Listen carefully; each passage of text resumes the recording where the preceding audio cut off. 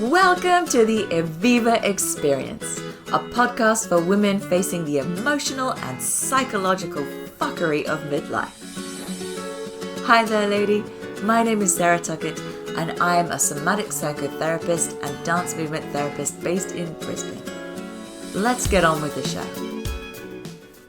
When I tell adult women that perhaps they need to play more, they either roll their eyes back in their head and look at me like I've added another task to their ever-growing list, or they look at me like I've sworn at them, which isn't outside the realms of possibility because I am known as potty mouth Auntie Sarah. However, what I know as a psychotherapist is that therapy is only one part of improving your mental health and mood.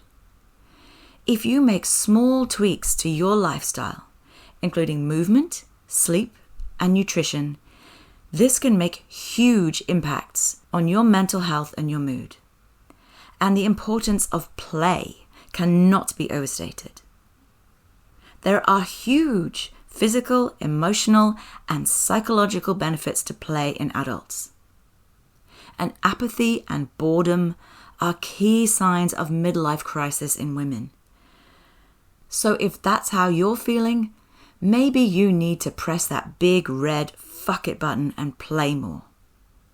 Now, in case you don't believe me, here are 5 bloomin' good reasons why you need to play more. 1. The opposite of play is depression.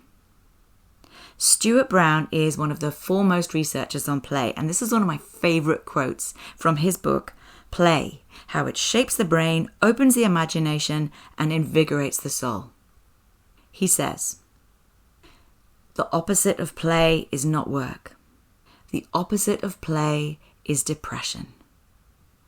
Our inherent need for variety and challenge can be buried by an overwhelming sense of responsibility. And over the long haul, when these spice of life elements are missing, what is left is a dulled soul. Wow. Number 2, play makes you happier. Play in itself is actually a purposeless activity. Play does not need an outcome. Play does not have an outcome. Play is done purely for the sake of having fun. And the best news is that play actually makes you happier and have a more positive outlook on life. Number 3, play helps you process emotions and make better decisions. Now, play researchers, including a person called Yark Pansep, I'm so sorry, I can't pronounce it properly. This person has proven that play stimulates nerve growth in the part of your brain where emotions are processed, your amygdala, and in the part where you process executive decisions, which is your prefrontal cortex. So whilst you are playing, you're getting smarter and improving your emotional intelligence.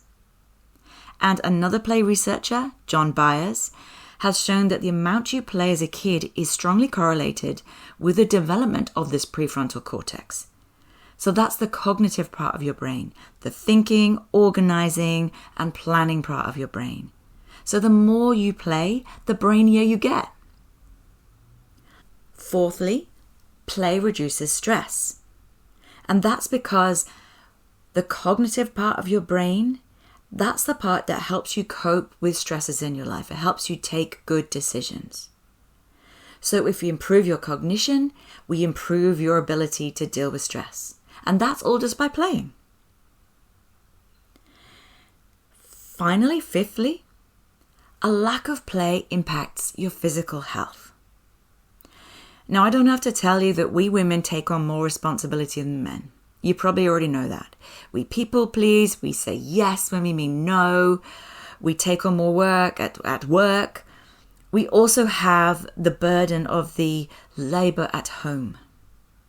And all work and no play makes Sarah a very dull girl, and it also impacts your physical health. Now, did you know that 80% of the people with autoimmune diseases are women? Now, if you don't believe me, believe Gabor Mate.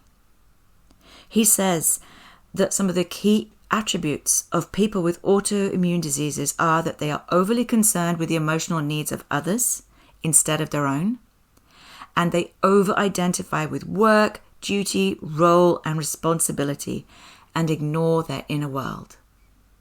Does that sound like you? Maybe you need to play more. So what might play look like for you as an adult? So firstly, play might involve movement. And yes, horizontal activities count here too. Might be sporting activities, but just know if you start judging your performance, then it's no longer playful and you need to cut that shit out. It might involve letting your imagination run wild, daydreaming, reading books, watching movies, playing those board games where you have to create entire worlds. There's actually an evolutionary benefit to using your imagination. Using your imagination helps you make sense of the world around you. You think about your future and you analyze consequences before they actually take place. So yes, daydreaming is an advantage, even if it's just about Ryan Gosling as Ken and lots of horses. Play involves flow, which means just being completely absorbed in your purposeless activity and losing track of time. It may or may not involve others. It might involve a sense of novelty, something you've never done before. But it probably involves a sense of frivolity, absurdity, rebelliousness. And if play is really good, you usually have a desire to do it again. And if you're extra lucky, if your work is aligned with your core values and your strengths, work might feel like play. So you might think a therapist getting women to focus on joy and play is frivolous. I want to let you know I do not skate over people's pain, especially when there is so much pain in the world. But what I'm trying to do is to get you to focus on your own health and stop the rot before it happens. I'm trying to get you upstream before things start to go bad and you need to come and see someone like me. I'm trying to get you to stay out of my therapy room.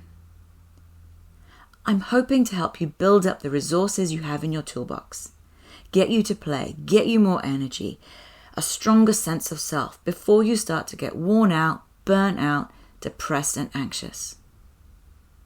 So if you are a woman in your middling years, you might want to check out my Evviva group program. There are even some online workshops coming in December this year, 2023, and the end of January 2024. So you can sample a taster without commitment. I hope to see you there. Thank you for listening to today's podcast. I have a question for you. How do you want to feel today? Powerful, playful, or present? Download my free guide, Feel Your Va-Va-Voom in 60 seconds, and find out how.